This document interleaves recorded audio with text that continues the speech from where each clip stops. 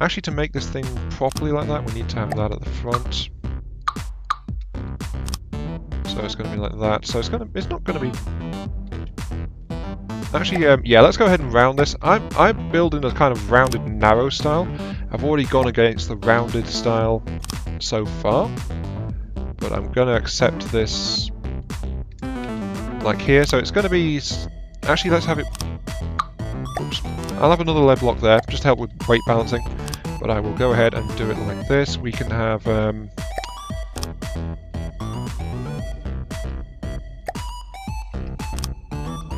yeah. This is looking okay. And then I'll actually cheekily install a couple more recoil dampeners in the side of the turret because, you know, why not? Yep, there is actually a slight rock, so a little bit of recoil coming back would be good. Resource, advanced cannons, recoil dampening. Sort of find it. There it is. I lose stuff so easily sometimes. Okay, and of course for decoration I will include metal plating, which I have come to love since they were first installed. Which just actually helps make the entire appearance a little bit smoother, so there we go. Actually, this is actually a good addition, this rear cupola on the back of the turret. Because that allows me to actually go ahead and install a little bit of AI in the back of this thing. So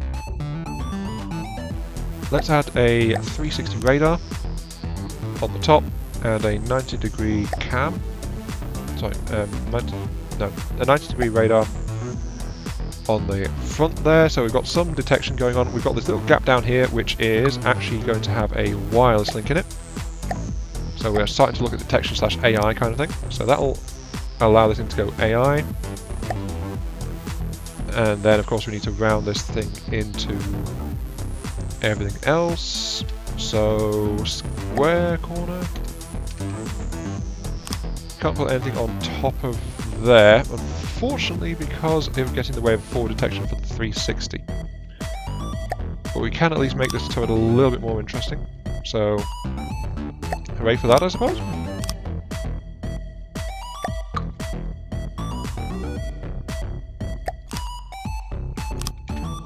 Actually, you know what?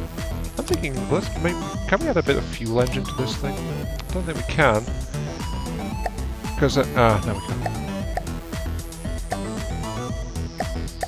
Maybe, what about some grid blocks?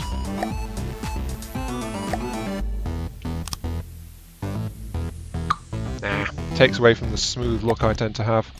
Okay, let's go ahead and do it like that. So there we go, we've got, this turret now has also fitted to it long-range detection for a 360 radar, a 90-degree for more accurate detection, and stuff like that. And that, because of where it's positioned on the turret, has got its weight balanced to almost perfect. So yeah, when this thing turns, it's not going to cause any real issues. Of course, because we've added more stuff to it, it turns a little bit slower, but that can't be helped. And yeah, slight roll, but that's absolutely fine. Okay, I will accept that as a primary weapon. It's a bit slow firing, must admit, as I double up the armour in the sides to 2 meters. It's a little bit slow firing, but hey, you can't have everything, can you? As I randomly stash fuel tanks around the barrel. Around it. Why? Because why not, basically. I'm going to put 4-meter fuel tanks. Like, right there. That's perfectly safe. Well, to be fair, the fuel doesn't do area effect detonation, so that's the only reason I'm sticking them all the way down there. Besides which, we actually need the fuel to run the power systems, because we're going to have a fuel engine. So, anyway, moving on. AI. For this weapon system, we need a local web controller, because of course we do. Which I'll install there. I'll then also install connectors And yeah, I've just realised I actually missed. I missed saying, we're done at the end of the last episode, but that's kind of how this goes, really. We don't need a fail-safe. We don't need a blooming fail-safe. This craft's safe as houses. Don't know what you're on about, mate. No. I will, however, add an additional bit of fuel next to the AI control systems because that, of course, makes absolute sense. There we go. Right, AI. The reason I expanded that slightly is because I'm also going to include a couple of general processing cards here, along with a additional piece of detection in the form of a wireless snooper. So we're helping to spread out our AI at least a little bit. But the AI is going to sit along the bottom of the craft and in the control section around here.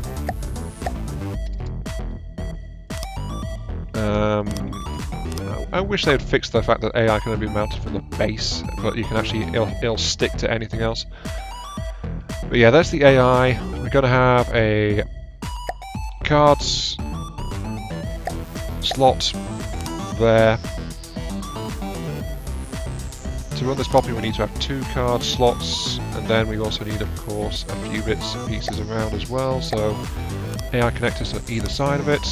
We will have a wireless wireless transmitter. So there we go. That's going to transmit to connect to things. And on the other side, we're going to have a intra-vehicle transmitter. As soon as I figure out where the hell it is, there it is. Right, there we go. So that's the wireless connection. We have intra-vehicle, but it's connected to others. We have 2 card slots. We have 3 spots for, again, some more general purpose processing, which we can just stick around like that. We don't need one of these, so I can put another general purpose on it. And then we need the actual AI cards, which we'll install now. We will have a naval AI card, a target prioritization, and an aim point selection. The absolute minimum, really, is a naval and a target prioritization. That's all the AX-S1 had, but this AX-B1 also has aim point because it's actually got a precision weapon in the form of that turret. So it needs that to aim effectively at a target. So there we go.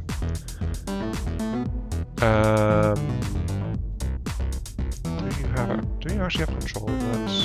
You have no control of it.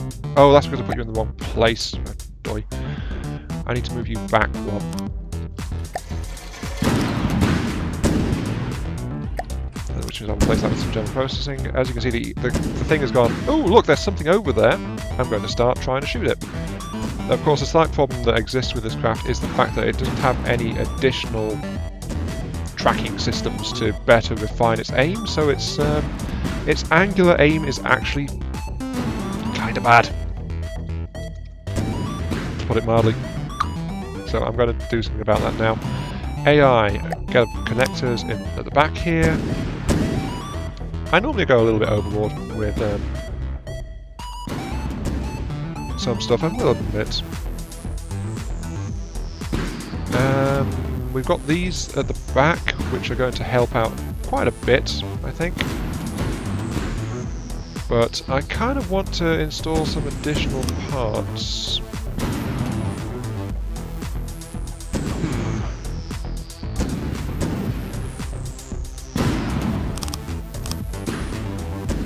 Let's do that.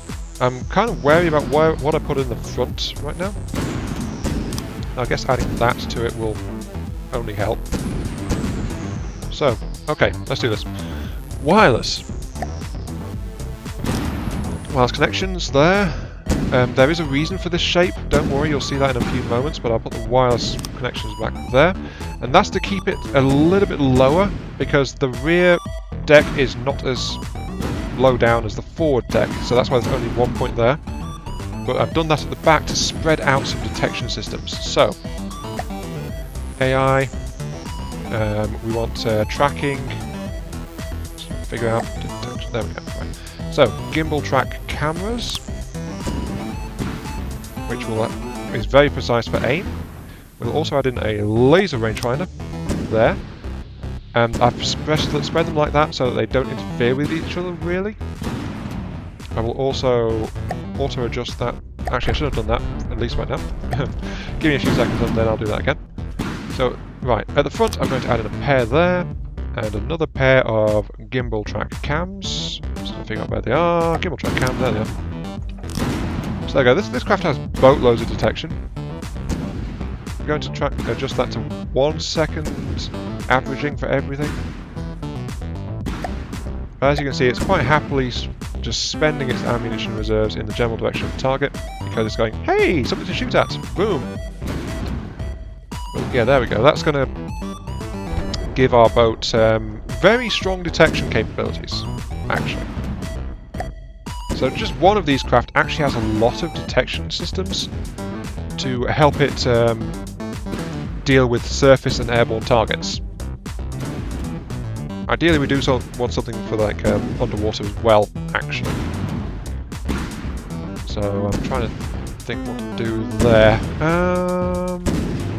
We do have the AI. We have a generous AI core already, so that we shouldn't be having processing problems. We got 9.9 needed, and we've got 12. So actually, yeah, we've got a couple of points left on that. I could actually merge that into one. Actually, yeah, that's probably the sensible thing to do. Let's do that. Now, the problem is, of course, that removes redundancy, so if the one at the front actually gets knocked out, it's easier to disable tracking in the forward arc.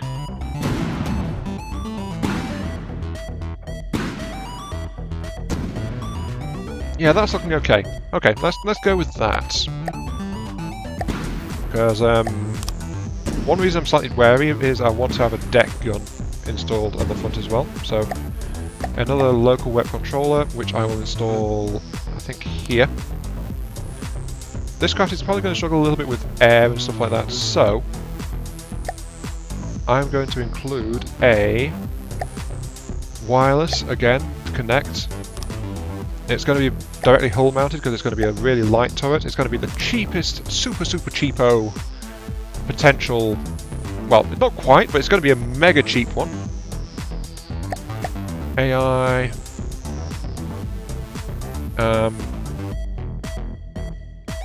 Sorry, I need new objects, right? Right, since this is the most basic of basic anti-air / anti-local turrets, I'm going to install that there. Look at it, it's just that. And then I'm going to put a simple weapon, which is going to be a pair of small lasers. So that's why this is a really basic thing. It's only got a very limited range of like 500 because it's basics. I'm going to actually program that in now. Max range of 500. Minimum range 0. Minimum altitude is going to be a -5. Yep. Max out 0. So if you get within 500 meters, this thing is going to turn 2 small laser cannons on you and try to ruin your day. So actually, I could make this 3. Why not? Hey, if you're going to come here, then guess what? I'm going to make your day that much brighter. Why not? Let's have that treble laser on it.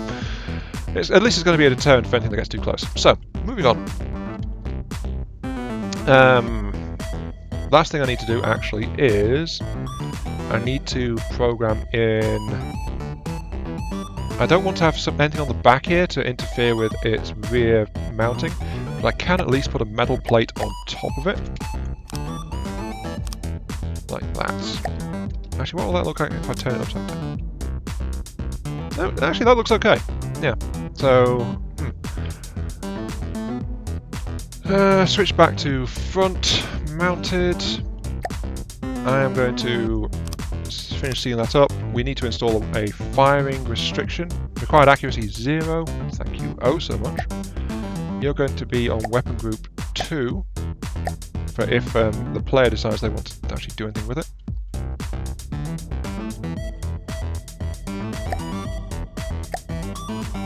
Okay, I just need to reset each of these ones individually to get all of the settings correct. But 3 really dense lasers is going to be pretty nasty for anything that wanders too close to this craft. Though again, it's like surface and anti-air only. It's not going to be any good against a ship. Sorry, a sub. Against ships, it's going to be limited. But yeah, I wanted to install not on the actual laser. I wanted to install it on the actual turret. Which is, I do not want you to be operating...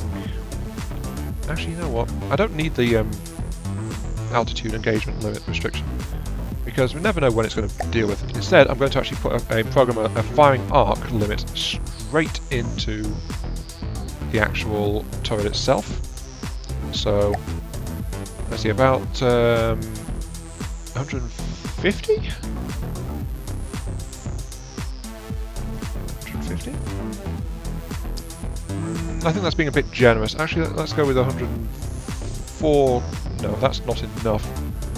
That's enough. A little bit of spare play there. 145. You are a narrow turret. That should be about right. So, 145. Okay, and I'll also put in an elevation restriction as well.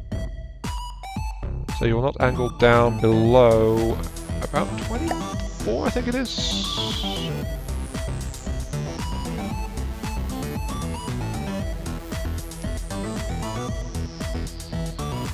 Let's put in 23, see how that looks.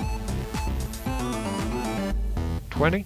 So it won't angle down below 20 degrees firing arcs. So let's go ahead and have a look-see. So, this laser, I'm going to switch to just this. It's really small, really fast tracking. That seems perfectly safe there. Yeah, look how quickly it turns. So that's going to be taking advantage of the tracking options. And then if you get too close to it, it's like it can angle down a little bit. I think a 10 degrees is probably all it will need. However, a failsafe is also going to be a really good idea for this thing. So yeah, I'm going to give this thing a failsafe, because if it's angling far further back, it can potentially hit the actual ship. So we want to prevent it from actually triggering if it's trying to track something back there. So there we go, failsafe installed, just in case.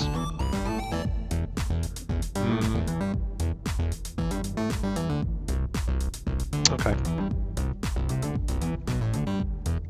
What's our cost at? We are at 10. We're only at 11,000 cost on this thing. Actually, this thing is coming in way under budget. We're at less than half budget at the moment with this thing. Oh, that is going pretty well actually. Let's see. We want decor, metal plating to finish buttoning up the thing, like so. That's all okay. I think maybe button the side up there as well, and then we're actually going to include flares as a decoy system to help defend it. So that's something we can try and do.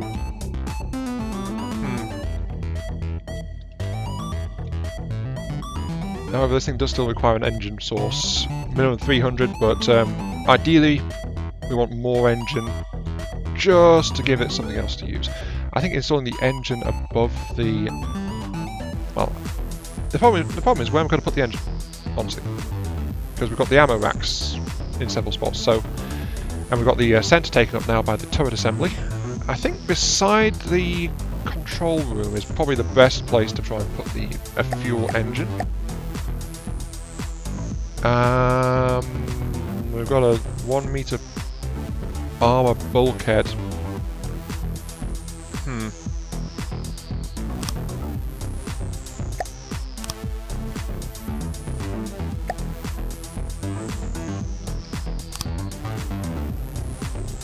Okay, so that gives us like 20. Ideally I want like 500 horsepower though, so I think I'm going to go really compact. Again, splitting the engine just to add a bit of redundancy, and because of the shape of the rest of the craft. So if I do like that, and then I can add in an injector would be great, actually. Depends on... That gives us 800 horsepower. Though of course the problem with an injector is just like how much it struggles to keep.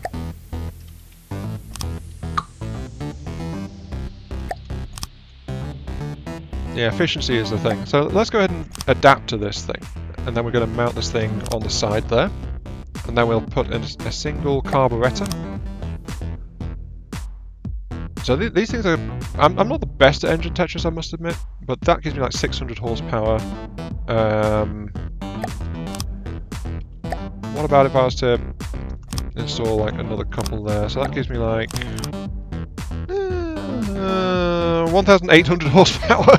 I think that is... This craft isn't going to need that much. Jeez. Right.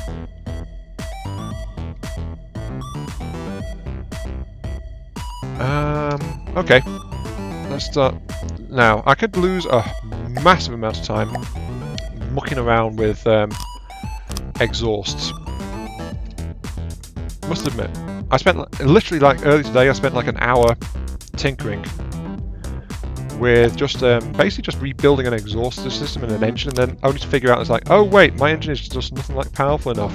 Oh well, scrap the entire darn thing, and that's basically how it went. So yeah, I have a slight issue with exhaust sometimes. I get absorbed by the Tetris. The Tetris gods compel you. Yes, and of course. The fact that I'm going with the fact that I'm going like this is also there we go. I think that's all I'm going to do to it. It's going to be relatively simple. I've got enough power. I've turboed one of them, I guess you could say, and I might as well put that in there as well. Now, to get the most out of this. This one is barely turboed, barely touched, that carburetor, but the other two do have carburetors installed, just for efficiency. So, let's go ahead and play Exhaust Tetris. Da da da da!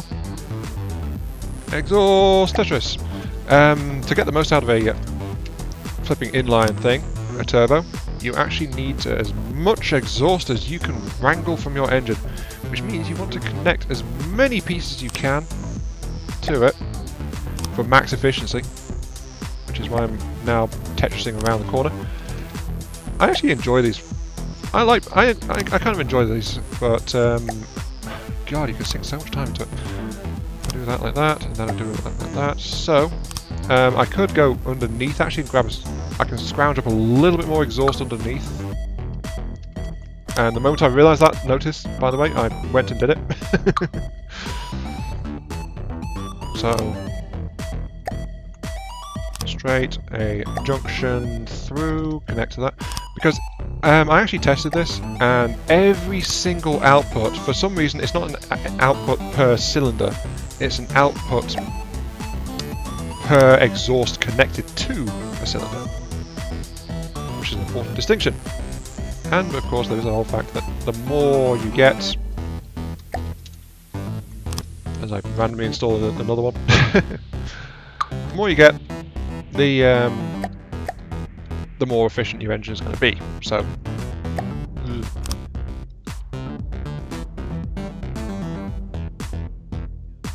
let's see. This is where I'm going to connect it to here, because then that feeds straight into the inline. So I want a four-way pipe. I actually want a four-way pipe there as well. I might as well actually corner pipe down into this, make this thing a bit more efficient. I want another four-way pipe here, so for more exhaust. I'm collecting precious gases at the moment. Yep, so I'm going to do that. I'm going to junction that one, right? This is why I don't tend to...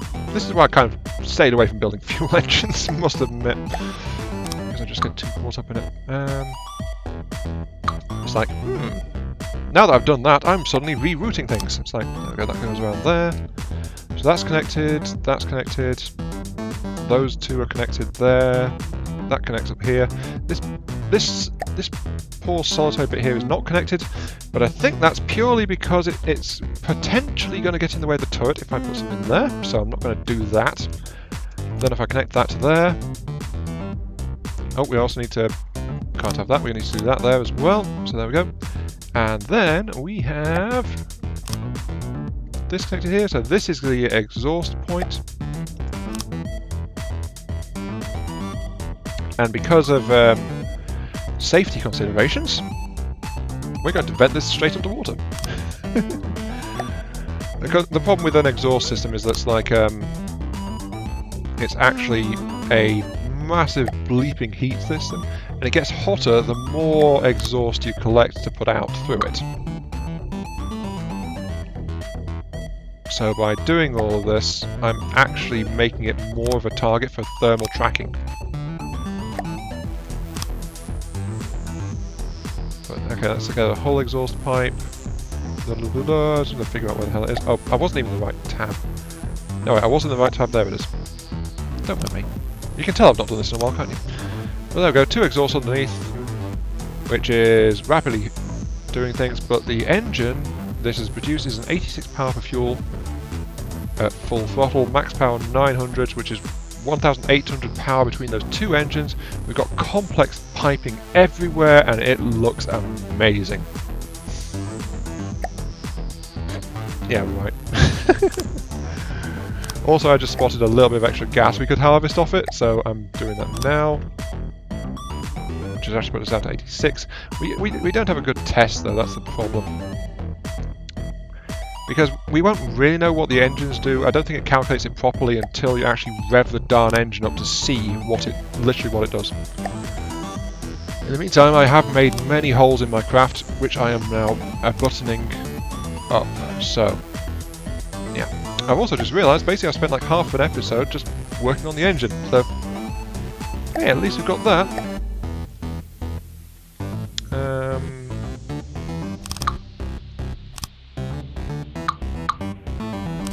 Is that going to get in the way of the... Yeah, unfortunately covering this plate up, for some reason the plates act like a full block when it comes to resistance and things, so actually it may look better if I cover that up, but it's going to affect craft performance as well as, like, if I put it there it would block those rear props. Also I need to switch you to thruster mode, I just realised. Yep, what about your opposite number? Are you... Yep, you're not either. It's because I added them in haste, so yeah, we've got some exposed piping underneath now. Can't really be helped, but hey, at least we've got a power source.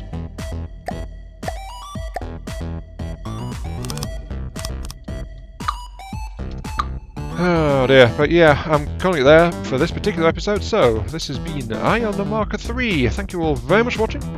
Hope you guys are enjoying the show, and I'll catch you all some other time, where we continue building this AX-B1 prototype as a thing. So yeah, thanks for watching, and see you all later.